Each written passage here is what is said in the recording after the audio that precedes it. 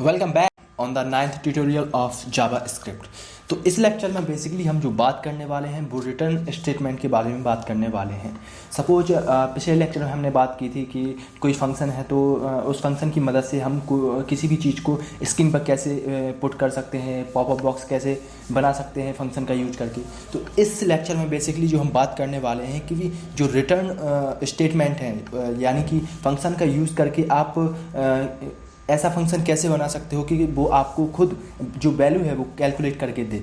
Suppose आप कोई calculation करना चाहते हैं, सपोज आप किसी दो नंबर को जोड़ना चाहते हो A एंड B, तो आपको बेसिकली करना क्या है, आप उसको दो वैल्यू दोगे A एंड B वेरिएबल को, और वो क्या करेंगे उस वेरिएबल के साथ में वो कैलकुलेशन करके देंगे आपको, माने वैल्यू आपको रिटर्न करके देंगे वो।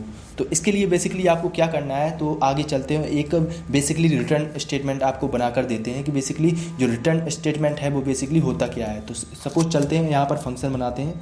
सपोज मेरा फंक्शन जो है फंक्शन ऐड नंबर, सपोज मैं दो नंबर को जोड़ रहा हूँ तो फंक्शन ऐड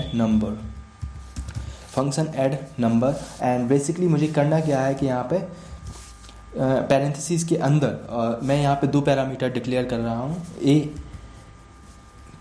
B।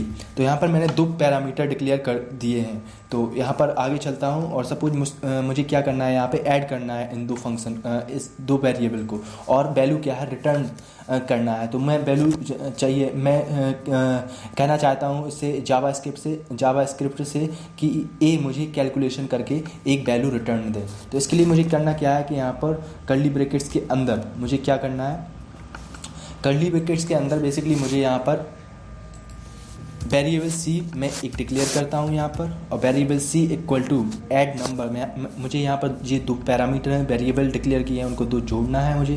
तो यहाँ पर A plus B and semicolon and return value को रिटर्न करवाना है। इसका मतलब है, रिटर्न का मतलब है कि जो जावा स्क्रिप्ट है मुझे कैलकुलेशन करके देगी, मुझे कोई कैलकुलेशन नहीं करना पड़ेगा। तो यहाँ पर रिटर्न वैल्यू को रिटर्न करने के लिए रिटर्न, और इसके बाद क्या लिखना है आपको C एंड सेमीकोलन का साइन। तो जावा स्क्रिप्ट क्या काम करेगी कि मुझे एक वैल्यू रिटर्न करके देगी। तो इस तरीके से आप क्या कर सकते हो, वैल्यू रिटर्न करवा सकते हो जावा स्क्रिप्ट की मदद से। तो बेसिकली यहाँ पर मैंने function add number variable C बराबर A plus B return C।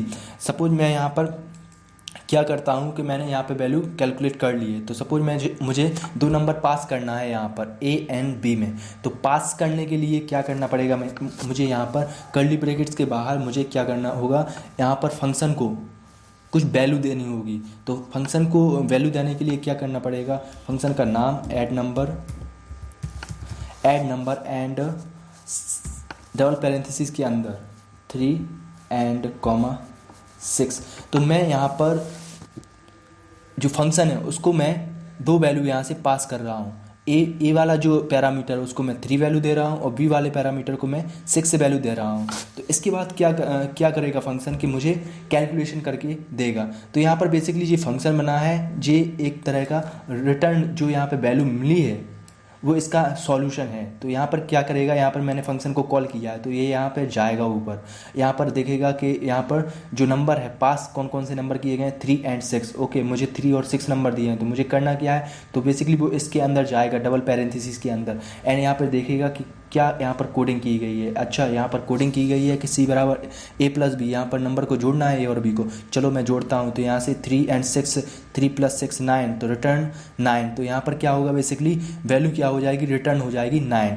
तो यहाँ पे बेसिकली जो ये वाला जो फंक्शन यहाँ पर बनाया है मैंने, तो यहाँ पे क्या हो रहा है, बेसिकली वैल्यू क्या है, यहाँ पे ये सॉल्यूशन है 9 यहाँ पर। लेकिन मैंने जो फंक्शन है फंक्शन से बोला नहीं है कुछ कि यहाँ पर आपको इसके साथ कुछ करना है, जो रिटर्न वैल्यू मिली है इसके साथ करना क्या है यहाँ पर।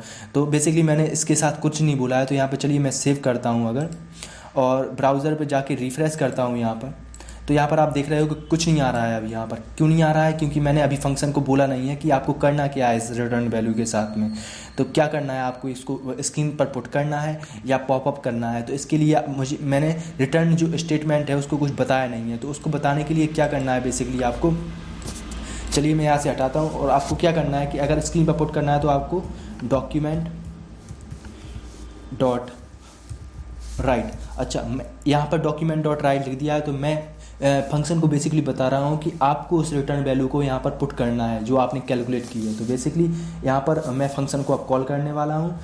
तो यहाँ पर मैं क्या करूँगा, ऐड नंबर फंक्शन को मैं कॉल करने वाला हूँ और रिटर्न वैल्यू को पुट करने वाला हूँ स्क्रीन पर। तो उसके लिए डबल पैरेंथेसिस यहाँ पर लगानी है एंड कौन सी वैल्यू मैंने यहाँ पर इसको दी थी 3 एंड 6 यहाँ पर मैंने वैल्यू दी है इसको। एंड इसके बाद क्या करना है, पैरेंथेसिस के अंदर बंद करना है एंड सेमीकोलन का साइन। तो यहाँ पर बेसिकली मैंने जो रिटर्न वैल्यू है उसको बेसिकली बता दिया है कि आप जो आप रिटर्न दे रहे हो वैल्यू उसको मुझे स्क्रीन पर पुट करना है। तो document dot add number 3 and 6। तो इस तरीके से आप क्या रिटर्न वैल्यू को स्क्रीन पर पुट कर सकते हो। तो इस तरीके से मैंने रिफ्रेश किया यहाँ पर। तो यहाँ पर बेसिकली क्या हो रहा है कि यहाँ पर रिटर्न वैल्यू मिल गई है, यहाँ पर 9 वैल्यू यहाँ पर आ गई है।